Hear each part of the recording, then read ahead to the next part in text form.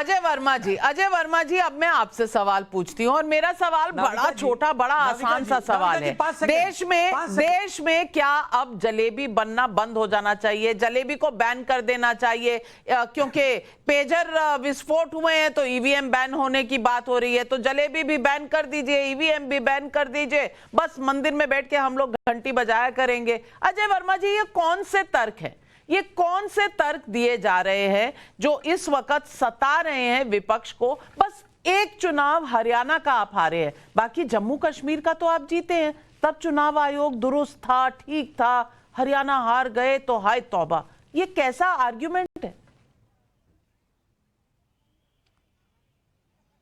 देखिए, खाली हरियाणा की बात नहीं थी। जब छत्तीसगढ़ जीते, जब राजस्थान जीते, जब मध्य प्रदेश जीते, तो यहां भी जब पेगासिस आया था, अब पूरे देश में हो सकता है आपका भी शायद रिकॉर्ड करा हो, मुझे नहीं पता, लेकिन हमारे कांग्रेस के कुछ बड़े नेता और बहुत सारे लोगों के पेगासिस से वो इजराइल से सीधा आया था। तो क्वेश्चन मार्क तो उठना जायज है नाविका जी। अगर लोकतंत्र में इतना विश्वास है, ना कर ना डर, अमेरिका जैसा समृद्ध राष्ट्र भी बैलेट पेपर से चुनाव कराता है, तो आप भी बैलेट से करा दीजिए। दूध का दूध, पानी का पानी हो जाएगा, पता चल जाएगा इस देश में कौन किसके साथ था, कौन किसके साथ नहीं है। अब आप आ जाइए, ये 13 करोड़ जो हैं करीब लोग हैं मध्य प्रदेश में, महाराष्ट्र में, और करीब 6 करोड़ 33 लाख वोटर्स हैं। 288 सीटों के इस चुनाव में हम ये चाहते हैं कि महाराज के देवतुल्य वोटर्स पर पेगासिस का, इजराइल का और ईवीएम नामक उस बुरी दशा का साया ना पड़े, जिसकी वजह से चुनाव कलंकित होता हो, जिसकी वजह से उंगलियां उठती हो। रहा सवाल, भंडारी जी योग्य प्रवक्ता है, वो कह रहे थे टेशन साहब चुनाव लड़े। अरे भाई, मुख्य जिसे बोलते हैं भारत सरकार में सबसे बड़ा दर्जा होता है मुख्य न्यायाधीश का।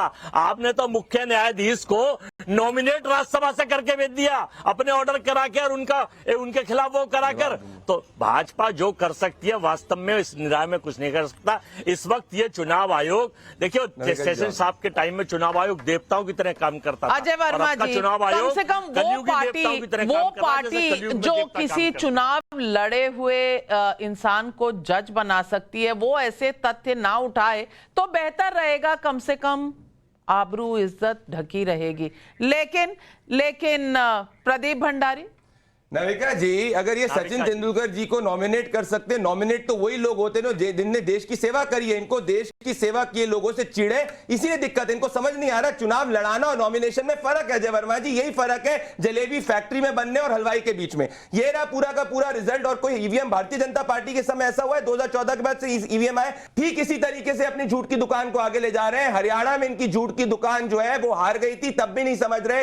अजय वर्मा जी, जनता की बात करिए, दलितों की बात करिए, संविधान की बात करिए, तब जाके कुछ वोट मिल जाएंगे। मान भी जाइए अजय वर्मा जी, लेकिन विवेक साइलेंस जी, जब चुनाव का अनाउंसमेंट होता है तो सिर्फ ईवीएम पर ही चर्चा होगी या स्ट्रैटेजी पर भी होगी? कम से कम हरियाणा में जो कास्ट सेंसस पिछड़ा कर रहे थे, वो वाला फॉर्मूला चला नहीं। आपको लगता है कि ईवीएम से आगे भी कई मुसीबतें और हैं, स्ट्रैटेजी पर ज्यादा ध्यान करना चाहिए बजाय इसके कि जलेबी की चिंता अभी से हो जाए? बहुत बहुत धन्यवाद नाविका जी। देखिए, अगर आप लोकसभा में हमारे राष्ट्रीय अध्यक्ष अखिलेश यादव जी का बयान सुने तो उन्होंने लोकसभा के पटल पे खड़े होकर कहा था कि हम चाहे 80 की 80 सीटें उत्तर प्रदेश में जीत जाएं, फिर भी हमको ईवीएम पे भरोसा नहीं है। उन्होंने आगे बढ़ाते हुए इस बात को कहा था कि हम ईवीएम से ही भारतीय जनता पार्टी को हराएंगे और उसके बाद ईवीएम को देश से हटा देंगे। और मेरे ख्याल से मुझे लगता है कि मूलभूत जनता जो पूरे हिंदुस्तान की है वो भी यही चाहती है कि निष्पक्ष चुनाव हो। और निष्पक्ष चुनाव उसी समय हो सकता है जब हमको जो लगता है, भारतीय जनता पार्टी की बात मैं नहीं करूंगा, कि जब बैलेट पेपर से चुनाव हो, जैसे पूरी दुनिया के जितने भी डेवलप्ड नेशंस हैं वो बैलेट पेपर से चुनाव करते हैं। हो सकता है कि काउंटिंग प्रतिक्रिया में 24 घंटे, 48 घंटे या 72 घंटे भी लग जाएं, लेकिन संविधान की रक्षा के लिए अगर 72 घंटे लग भी जाते हैं तो मुझे लगता है उसमें कोई बुराई नहीं है। अभी टी.एन. शेषन साहब की बात हो रही थी, he is considered to be one of the best election commissioners the country has ever seen. तो भारतीय जनता पार्टी के हमारे साथी ने कहा कि वो कांग्रेस से चुनाव लड़ रहे हैं। अगर आप हरियाणा का चुनाव अभी देखें तो प्रदीप सांगवान जिसने लगातार राम रहीम जैसे हत्यारे और रेपिस्ट को पैरोल दिया था, वो वीआरएस लेता है, भारतीय जनता पार्टी में आता है, उसी के 4 घंटे बाद उनको टिकट भी मिल जाता है, चुनाव भी लड़ते हैं, चुनाव जीत के आते हैं। यह है भारतीय जनता पार्टी की असलियत। तो भारतीय जनता पार्टी TN शेषन या और लोगों पे, यानी कि एक चीफ इलेक्शन कमिश्नर में और एक IPS ऑफिसर या जो पुलिस महकमे में काम है उसमें कोई फर्क नहीं है, दोनों सेम चीज है। मैं ये कहना चाह रहा हूं अगर रिटायरमेंट के बाद वो चुनाव लड़े हैं कांग्रेस से, मुझे लगता है उसमें कोई बुराई नहीं है। एक बार वो रिटायर हो गए थे, उसके बाद उन्होंने चुनाव लड़ा।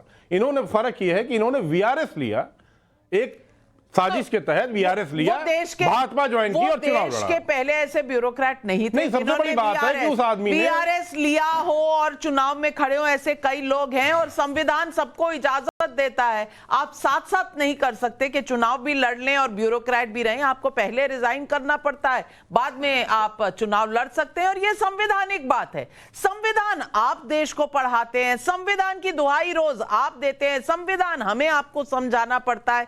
ये कहां की राजनीति हुई हर्षवर्धन त्रिपाठी जी?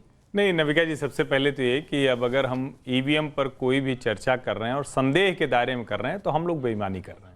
हमें इस बेईमानी से और बेशर्मी से बचना चाहिए, क्योंकि कहीं तो जाकर रुकेंगे ना। किसी चीज की कोई इंतहा होती है, कहीं कोई सीमा रेखा होती है।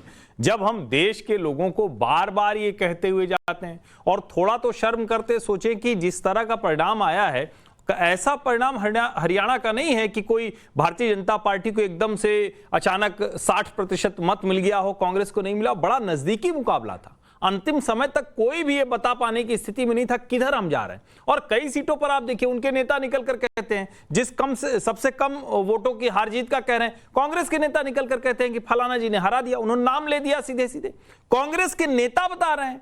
अब इसके बाद भी आप अगर वही कहते हैं और अखिलेश यादव अगर ये कह रहे हैं कि 80 जीत के भी हम इस पर भरोसा नहीं करेंगे, तो अखिलेश जी आप मतलब पढ़ाई लिखाई आप क्यों किया? फिर तो वही है ना कि भाई हमने तय कर लिया है। लोग कहते हैं ना कि हम ठीक है, आपकी बात बड़ी अच्छी है, लेकिन हम तो यही वाला करेंगे। तो भाई अच्छी बात है तो मान लीजिए, पहली बात ये सबसे जरूरी। दूसरा, एक प्रशंसा करनी चाहिए, सिर्फ 2 चरण में झारखंड और 1 चरण में महाराष्ट्र का चुनाव हो रहा है। मैं बार बार पहले भी जब होता था तो मैं कहता था कि 5 चरण 7 चरण ये क्या हो रहा है भैया?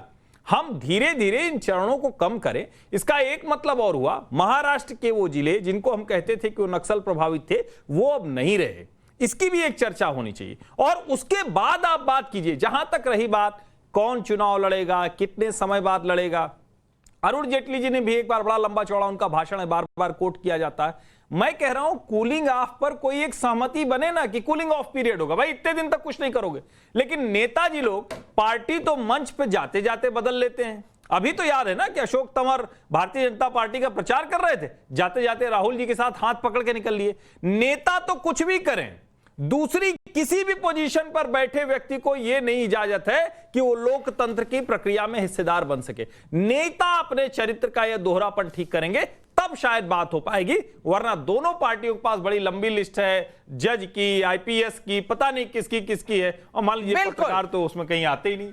इलेक्शन पर